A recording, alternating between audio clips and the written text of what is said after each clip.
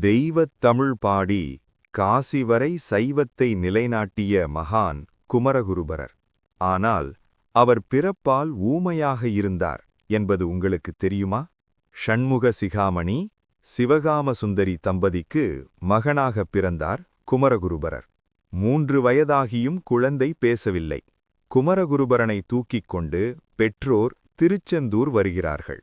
40 நாட்கள் விரதமிருக்கத் தொடங்குகிறார்கள். ஒவ்வொரு நாளும் சந்நிதியில் குழந்தையை அமர வைத்து வேண்டுகிறார்கள். 40வது நாள் இரவு அழுது ஓய்ந்த பெற்றோர் ஒரு முடிவுக்கு வருகிறார்கள்.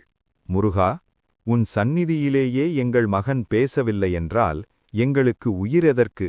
நாளை விடியலில் இவன் பேசவில்லை என்றால் கடலில் விழுந்து உயிரை மாய்ப்போம் என அவர்கள் சபதமேற்றனர். முருகப்பெருமானே முதியவர் வடிவில் கையில் ஒரு வெண்டாமரை மலருடன் வருகிறார். அந்த முதியவர் பூவைக் காட்டி இது என்ன எனக் கேட்கிறார்.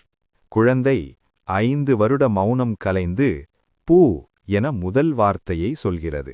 மகனே, சைவம் தழைக்கப் பாடு எனக் கூறி மறைந்து விடுகிறார். தரிசனம் முடித்து வரும் பெற்றோர் தன் மகன் பேசுவதைக் கண்டு ஆனந்தக் கண்ணீர் விடுகிறார்கள். குமரகுருபரர் ஞானப் பொலிவுடன் காட்சியளிக்கிறார்.